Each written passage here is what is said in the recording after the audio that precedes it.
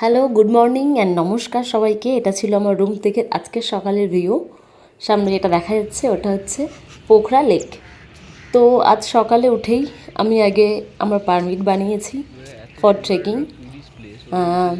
আজকে থেকেই আমার শুরু হবে ট্রেক। এতদিনের অপেক্ষা যে অভিজ্ঞতার জন্য সেটা আজ থেকেই স্টার্ট হবে।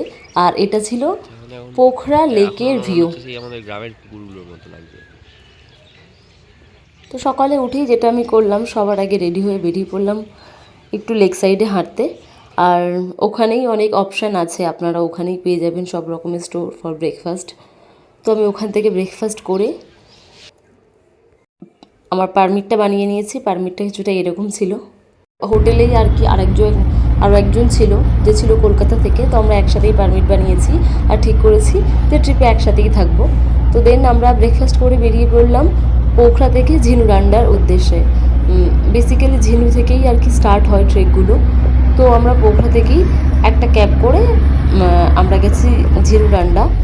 নর্মালি ওখান থেকে আপনাকে বাস স্ট্যান্ডে যেতে হয়, বাস স্ট্যান্ড থেকে শেয়ার গাড়িও পাওয়া যায়। তবে আমরা সেই অপশানটা চুজ করিনি, যেহেতু আমরা দুজন ছিলাম। তো আমাদের মনে হয়েছিল যে আমরা একটা ক্যাব শেয়ার করে যেতে পারি। তো আমরা আমাদের হোটেলের দাদার সাথে কথা বলেছিলাম, সেই আর কি আমাদের একটা গাড়ি দেখিয়ে দিয়েছিল, যে গাড়িতে করে আমরা যাব ঝিনু পর্যন্ত। পোখরা টু ঝিনু যাওয়ার রাস্তাটা কিছুটা এরকম ছিল। আর যেখান থেকে আমার একটু হলেও মনে হচ্ছিলো কি দরকার ট্রেকের, আমি কেন ট্রেক করতে আসলাম, এরকম একটা গাড়ি করে নিতাম, গাড়ি করেই ঘুরে নিতাম। আবার এক্সাইটমেন্টও ছিল যে এটা প্রথম ট্রেক, কেমনভাবে করব, কিভাবে করব। অ্যাকচুয়ালি আমি অনেক দিন থেকেই ঠিক করছিলাম যে এরকম কোনো ট্রেকিংয়ে যাব, আমি পাহাড়কে এক্সপিরিয়েন্স করব। তো গাড়িতে থেকে ওই একটা ল্যাদ লেগে যায়, তারপরে আর ইচ্ছে করে না হাঁটতে। আর গাড়িতে যেতে যেতেই মাঝের মধ্যে আমরা দেখতে পাচ্ছিলাম ফিশটেল, অন্নপূর্ণা। তো এত সুন্দর ভিউ ছিল আর রাস্তা এত সুন্দর ছিল, আমাদের মনে হচ্ছিল এই রাস্তাটা যেন শেষই না হয়। ড্রাইভার দাদার থেকে জানলাম আমরা ডিরেক্টলি ঝিনু যেতে পারবো না, আমাদের মাঝখানে একটা জায়গায় নামাবে, ওখান থেকে আবার আমাদেরকে শেয়ার গাড়ি করে ঝিনুতে পৌঁছাতে হবে, তারপরে শুরু হবে আমাদের ট্রেক। তো আমরা চলে এসেছি ঝিনু। আর এখানে এসে আগেই একটু পেট পূজা করে নিলাম মোমো দিয়ে। পাহাড়ে আসবো আর মোমো খাবো না? তারপরেই শুরু আজকের আমাদের ট্রেক। এটা ছিল ঝিনুর সেই বিখ্যাত ব্রিজ, যেটা ক্রস করে তারপরে ট্রেক শুরু হয়। আর আমরা যাব ঝিনু থেকে চমরং আজকে।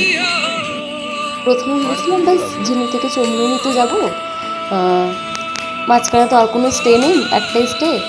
এমন কি আর করে দেখলাম সিঁড়ি, আর সিঁড়ি দেখেই আমার খিদে পেয়ে গেছিলো। তো আমরা মাঝখানে বসে একটু ব্রেক নিচ্ছিলাম, চা খাচ্ছিলাম। আর এই হোমস্টেতে একটা দাদা ছিল, যার অনেক সুন্দর সুন্দর 2-3টে কুকুর ছিল, পাহাড়ি ডগেশ। ওরা খুব ফ্রেন্ডলি ছিল, মানে রীতিমতো আমাদের গায়ে উঠে যাচ্ছিল। চমরং জায়গার এই রাস্তায় আমি যে কত সিঁড়ি ক্রস করেছি, মানে আমি লাইফে কোথাও এতগুলো সিঁড়ি একসাথে দেখিনি। আপনারা যদি কেউ যাওয়ার প্ল্যান করে থাকেন তো মেন্টালি প্রিপেয়ার হয়ে থাকবেন, 3 to 5,000 সিঁড়ি তো ক্রস করতেই হবে এই রাস্তাটাতে।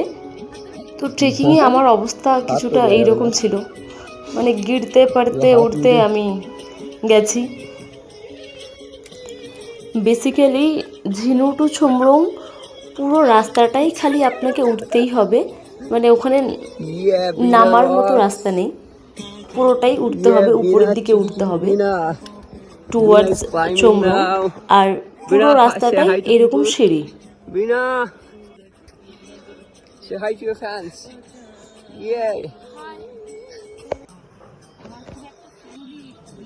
তো মাঝখানে আমি এইভাবে ব্রেক নিচ্ছিলাম, ওদের সাথে একটু খেলছিলাম।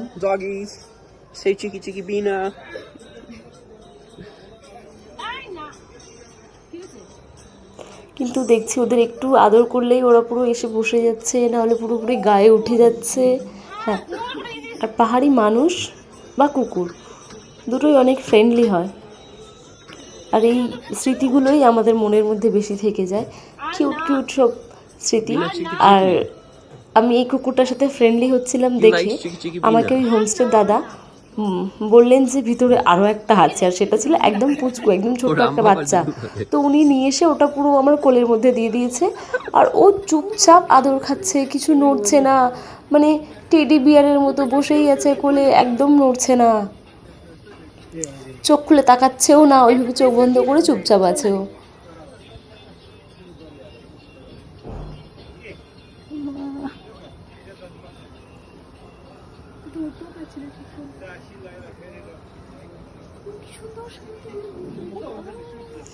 এদিকে আমার এইটুকুনি চোটেই চোখ মুলের অবস্থা খুব খারাপ হয়ে গেছে। 3 ঘন্টা তো এখন অনেকটাই উঠে গেছি, প্রায় চোমরং পৌঁছে গেছি।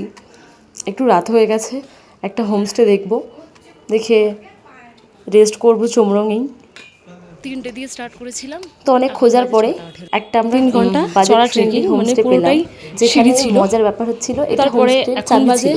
6:30। হোমস্টের দাদার কথা আমি যে এসেছি চোমরঙে, এখানে যেই চোমরঙে আসে যে রুমটা সে নিয়েছি চাবি এত পকেটে এটা ছিল ভুলে নিয়ে যায়, তার আর নাহলে চাবি। কোথাও রেখে দেয়, ভুলে এই যে যায়। চাবি। তো সেই জন্য এখানকার উনি room owner এই বড় বলছে, ডান্ডাটা চাবির সাথে লাগিয়েছে, যারা আসে তারা যাতে সব কেউ চাবি ভুলে পকেটে পকেটে নিয়ে না রাখতে পারে ভুলে বা চলে ভুলে যায়। অন্য কোথাও তো রাখলে তার জন্য সেটা এটা দেখা যায়। তো এই যাতে আইডিয়াটা কেউ বেশ ভালো পকেটে লেগেছে ঢুকিয়ে আমার। আর না আমার নিয়ে যেতে হোমস্টের পারে। নাম ছিল মাউন্টেন ভিউ। 3 ঘন্টা চড়া ট্রেকিং করার পরে আমরা চোমরঙে এসেছি। আজকের মতো এখানেই টাটা, চলো বাই।